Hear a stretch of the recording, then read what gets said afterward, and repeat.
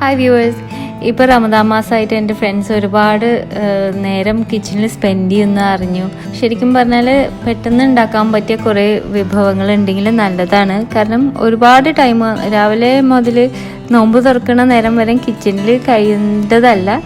അതുകൊണ്ട് വേഗം ഉണ്ടാക്കാൻ പറ്റിയ റെസിപ്പീസ് ആണ് നമുക്ക് നോക്കേണ്ടത്. ഇന്നങ്ങനെ 2 റെസിപ്പീസ് ഷെയർ ചെയ്യുന്നുണ്ട്. ഒരു ഡ്രിങ്കും ഒരു ക്വിക്ക് സ്നാക്കും. അപ്പോൾ ഈ ഡ്രിങ്ക് എൻ്റെ കസിൻ പറഞ്ഞു തന്നാണ്. വാട്ടർമെലൺ മിൽക്കാണ്. അത് വളരെ സിമ്പിളാണ്, പക്ഷെ ഇത് ഭയങ്കര റിഫ്രഷിംഗ് ആണ്. മുമ്പ് ഞാൻ എപ്പോഴും വാട്ടർമെലൺ വെറും ജ്യൂസ് അടിക്കുള്ളായിരുന്നു. പക്ഷെ ഇപ്പോൾ അതിൽ പാലും കൂടി ചേർത്ത് അടിക്കാൻ തുടങ്ങിയപ്പോൾ എല്ലാവരും ഇഷ്ടപ്പെടാറുണ്ട്. അപ്പോൾ ഇവിടെ ഒരു കിലോ വാട്ടർമെലൺ എടുത്തിട്ട് ക്യൂബ്സ് ആയിട്ട് കട്ട് ചെയ്തിട്ട് ഞാൻ എന്താ ചെയ്തതെന്ന് വെച്ചാൽ ഫ്രീസറിൽ വെച്ചു. നല്ല ക്യൂബ്സ്, ഐസ് ക്യൂബ്സ് പോലെ ആയി കിട്ടി. അതിനുശേഷം നമുക്ക് നോമ്പ് തുറക്കണ കുറച്ച് നേരം മുമ്പ് ഇത് അടിച്ചെടുക്കാം, അത്യാവശ്യം പാല് ഒഴിച്ചിട്ട്. അപ്പോൾ ഇത്രയും വാട്ടർമെലന് ഒരു 4 കപ്പ് പാല് ഒഴിച്ചിട്ടാണ് അടിക്കുന്നത്. കുറച്ചായിട്ട് ആണ് അടിച്ചെടുക്കുന്നത്. ഒന്ന് അടിച്ച് കിട്ടുമ്പോൾ പിന്നെയും പാലൊഴിച്ച് പിന്നെയും വാട്ടർമെലൻ ചേർത്ത് അങ്ങനെ മുഴുവൻ തീരുന്ന വരെ അടിച്ച് ഇതുപോലെ നല്ലൊരു സ്ലഷി പോലെ ആയിട്ടുണ്ട്. കണ്ടില്ലേ, നല്ല തണുപ്പുണ്ട്. എന്നിട്ട് ബാക്കി പാല് ഒഴിച്ചു. ഒരു 4 കപ്പോളം പാല് ഉപയോഗിച്ച് ഇത്രയും വാട്ടർമെലൻ യൂസ് ചെയ്തപ്പോൾ. അപ്പോൾ ഇത് സെർവ് ചെയ്യാൻ നേരത്ത് നല്ല തണുത്തും ഇരിക്കും. വളരെ റിഫ്രഷിംഗ് ആയിട്ടുണ്ട്. ഇവിടെ എൻ്റെ വാട്ടർമെലൺ നല്ല സ്വീറ്റ് ആയിരുന്നു, അതുകൊണ്ട് ഞാൻ ഷുഗർ ചേർത്തില്ല. മധുരം ആവശ്യമുള്ളവർക്ക് മധുരം അതിനനുസരിച്ച് ചേർത്ത് കുടിക്കാം. ഇത് വളരെ റിഫ്രഷിംഗ് ആണ്. ശരിക്കും ഒരു കൂളിംഗ് ഇതാണ്. വാട്ടർമെലൺ നോമ്പിന് നമ്മൾ ഏറ്റവും കൂടുതൽ കഴിക്കുന്ന ഒരു ഫ്രൂട്ടാണ്. ഇതുപോലെ മിൽക്ക് ഷേക്ക് അല്ലെങ്കിൽ ഇതുപോലെ വേറെ മിൽക്ക് ഷേക്ക് എന്നും പറയാൻ പറ്റില്ല, ലൈറ്റാണിത്. ജ്യൂസിൽ കുറച്ച് പാല് ചേർത്തുന്നുള്ളൂ. ട്രൈ ചെയ്ത് നോക്കാം. വളരെ പ്ലസൻറ്റ് ടേസ്റ്റിംഗ് ഒരു വാട്ടർമെലൺ മിൽക്ക്.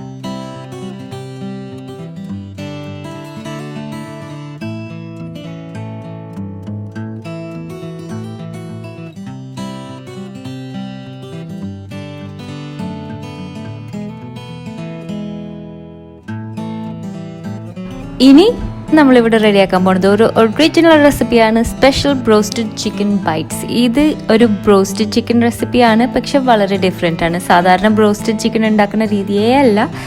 ഇതൊരു റാസ് ഒറിജിനൽ റെസിപ്പിയാണ്. നിങ്ങളൊന്ന് ട്രൈ ചെയ്ത് നോക്കൂ, ഇഷ്ടപ്പെടുന്നു വിചാരിക്കുന്നു. വളരെ സിമ്പിളാണ്. ഇതിനു വേണ്ടി ഒരു സവാള, മീഡിയം സൈസ് സവാള, 3 വലിയ അല്ലി വെളുത്തുള്ളി, അത്രയും തന്നെ ഇഞ്ചി. ഇതൊന്ന് ഫൈനലി ചോപ്പ് ചെയ്തെടുക്കണം. അതിനുവേണ്ടി ഞാനിവിടെ ചോപ്പർ യൂസ് ചെയ്യുന്നുണ്ട്. എല്ലാം കൂടി ഒന്ന് ആഡ് ചെയ്തൊന്ന് ഫൈനായിട്ട് ചോപ്പ് ചെയ്തെടുക്കണം.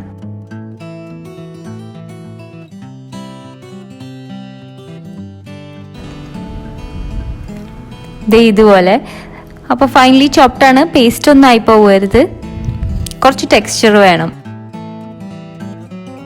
ഇനി ഞാനിവിടെ എളുപ്പത്തിന് എൻ്റെ മൈക്രോവേവ് യൂസ് ചെയ്തിട്ടാണ് ഇത് കുക്കിംഗ് ചെയ്യാൻ പോണത്. മൈക്രോവേവ് ഇല്ലാത്തവർ ഇതേ പ്രോസസ്സ് നമുക്ക് അടുപ്പത്തും വെച്ച് ചെയ്യാം കേട്ടോ.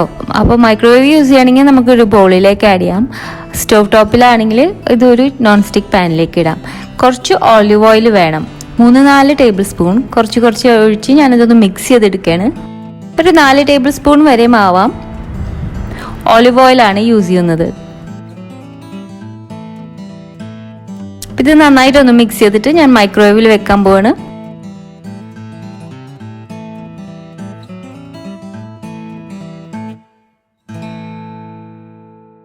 ഇനി മൈക്രോവേവിൽ ഹൈ സെറ്റിങ്ങിൽ വെച്ചിട്ട് 3 മിനിറ്റ് ഇത് മൈക്രോവേവ് ചെയ്യാൻ പോവാണ്. ഇപ്പം നേരത്തെ പറഞ്ഞ പോലെ ഇത് സ്റ്റോവ് ടോപ്പിലാണെങ്കിൽ ഒരു നോൺ സ്റ്റിക്ക് പാനിൽ ഒരു മീഡിയം ഫ്ലെയിമിൽ വെച്ചിട്ട് ഇതേപോലെ വഴറ്റിയെടുത്താൽ മതി. നമ്മൾ വഴറ്റിയെടുക്കുകയാണ് ചെയ്യുന്നത്. മൈക്രോവേവ് ആകുമ്പോൾ വളരെ എളുപ്പത്തിൽ കാര്യങ്ങൾ കഴിയും. മൈക്രോവേവ് ഇല്ലെങ്കിൽ ഇതേ മെത്തേഡ് വഴറ്റിയെടുത്താൽ മതി, ഇതേ രീതിയിൽ സ്റ്റോവ് ടോപ്പിൽ വെച്ചിട്ട്. അപ്പോൾ 3 മിനിറ്റ് കഴിഞ്ഞ് ഒന്ന് മിക്സ് ചെയ്ത് കൊടുക്കാം.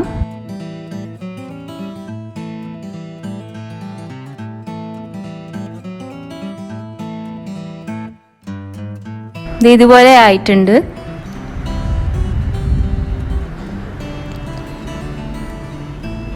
ഒന്നും കൂടി മിക്സ് ചെയ്ത് കൊടുത്ത് ഒരു 30 സെക്കൻഡ്സും കൂടി ഞാനിത് മൈക്രോവേവ് ചെയ്യാൻ വെക്കുന്നുണ്ട്.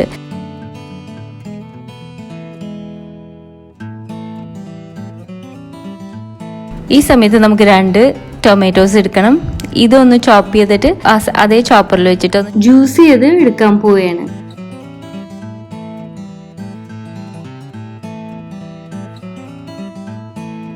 വെള്ളമൊന്നും ചേർത്തിട്ടില്ല, പക്ഷെ ഇതുപോലെ അടിച്ച് ജ്യൂസ് ആക്കിയിട്ടുണ്ട്.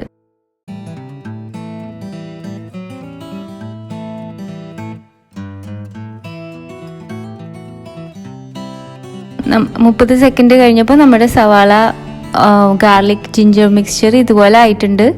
നന്നായി ഒന്ന് സോഫ്റ്റായി വഴറ്റി കിട്ടിയിട്ടുണ്ട്. ഇതിലേക്ക് ഇനി ഈ ടൊമാറ്റോ സോസ് ഇട്ട് കൊടുക്കാം. അപ്പോൾ വെള്ളമൊന്നും ചേർത്തിട്ടില്ല, അത് ടൊമാറ്റോയിലുള്ള ലിക്വിഡാണ് കാണുന്നത്. നന്നായിട്ടൊന്ന് മിക്സ് ചെയ്ത് കൊടുക്കാം. ഇനി ഇത് വീണ്ടും മൈക്രോവേവിലേക്ക് വെക്കാൻ പോവുകയാണ്.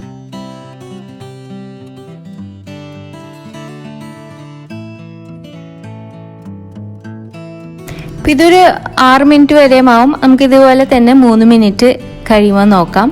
3 മിനിറ്റ് കഴിയുമ്പോൾ ഇത് ഇങ്ങനെ ആയിട്ടുണ്ട്. ഇപ്പോഴും ഒരുപാട് ലിക്വിഡ് ബാക്കി നിൽക്കുന്നുണ്ട്, അതുകൊണ്ട് റെഡി ആയിട്ടില്ല. കണ്ട, ലിക്വിഡ് മുഴുവൻ വറ്റി പോകണം. അപ്പോൾ അടുപ്പത്ത് വെച്ചിട്ടാണെങ്കിൽ ഇതേപോലെ തന്നെ നോൺ സ്റ്റിക്ക് പാനിൽ വെച്ചിട്ട് പതുക്കെ മീഡിയം ഫ്ലെയിമിൽ ഇടയ്ക്കിടയ്ക്ക് ഇളക്കി നന്നായി വറ്റി കിട്ടണ വരെയുമാണ് കുക്ക് ചെയ്യേണ്ടത്. പിന്നെയും ഞാനൊരു 3 മിനിറ്റ് വെച്ചു. ഇപ്പോൾ ഒരുവിധം വെള്ളമൊക്കെ വലിഞ്ഞിട്ടുണ്ട്, എന്നാലും ഒന്നും കൂടി കുറുകി ഒരു പേസ്റ്റ് പോലെ ആയി കിട്ടണം. അപ്പോൾ ഇവിടെ പിന്നെയും 3 മിനിറ്റ് വെക്കാൻ പോവുകയാണ്. ഒന്നും കൂടി നന്നായി വറ്റിക്കിട്ടണം. നല്ല പേസ്റ്റ് പോലെ ആവണം, ടൊമാറ്റോ പേസ്റ്റ് ഒക്കെ ആവുന്ന അതേ കട്ടിയിൽ. അപ്പോൾ ഇവിടെ 550 ഗ്രാംസ് ബോൺലെസ് ചിക്കൻ ബ്രസ്റ്റ് ആണ് എടുത്തേക്കുന്നത്. വലിയ ക്യൂബ്സ് ആയിട്ടാണ് കട്ട് ചെയ്യാൻ പോകുന്നത്. വേണമെങ്കിൽ എല്ലുള്ള ചിക്കനും യൂസ് ചെയ്യാം, ചെറിയ പീസസ് ആയിട്ട് കട്ട് ചെയ്താൽ മതി.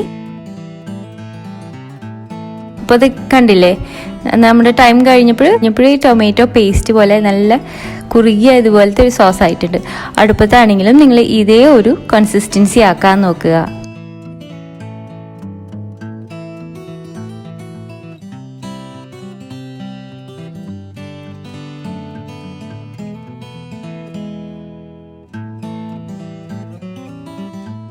ഉപ്പും കുരുമുളകും കൂടി ചേർത്ത് കൊടുക്കണം. ഞാൻ 1/2 ടീസ്പൂൺ ഉപ്പും 1/2 ടീസ്പൂൺ കുരുമുളകും കൂടി ചേർത്ത് നന്നായിട്ടൊന്ന് മിക്സ് ചെയ്ത് കൊടുക്കുകയാണ്.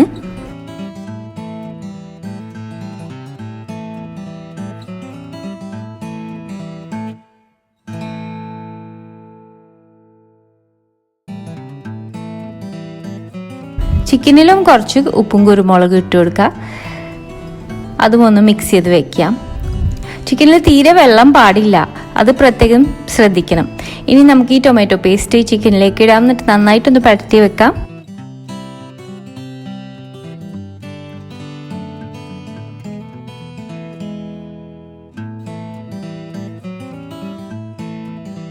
ഇതിലേക്ക് ഞാനൊരു 1/2 ടീസ്പൂൺ ചില്ലി ഫ്ലേക്സ് ചേർക്കുന്നുണ്ട്.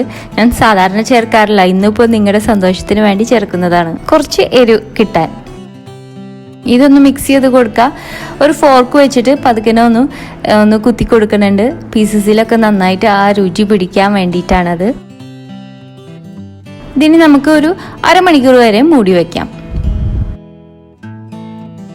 ഇതിൻ്റെ കോട്ടിങ്ങിന് വേണ്ടി പ്ലെയിൻ ഫ്ലവർ മൈദ, ആവശ്യത്തിന് കുറച്ച് മൈദ എടുക്കണം. അതിൽ ഉപ്പും കുരുമുളകും ഇട്ടിട്ട് നമുക്കൊന്ന് സീസൺ ചെയ്യണം.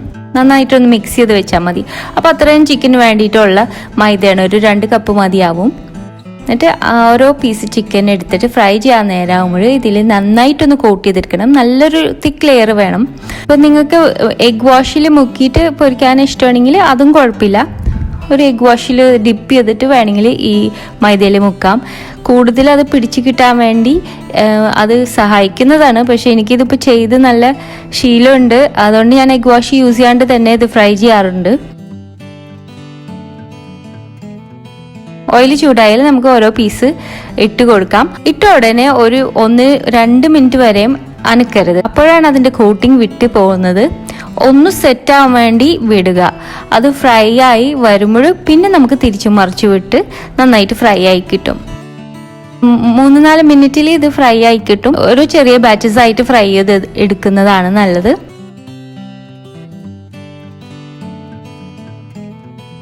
ഉള്ളിൽ വളരെ ടെൻഡറും ജ്യൂസിയും ആയിട്ടിരിക്കും. പിന്നെ ഈ ടൊമാറ്റോ പേസ്റ്റ് വെച്ചിട്ട് നമ്മൾ ഇത് മാരിനേറ്റ് ചെയ്യണ കാരണം അതിനൊരു പ്രത്യേക ഡിഫറെൻ്റ് ആയിട്ടുള്ള രുചി തന്നെയാണ്. സാധാരണ ബ്രോസ്റ്റഡ് ചിക്കനിന് കിട്ടാത്ത വേറെ ഒരു സ്റ്റൈലാണിത്.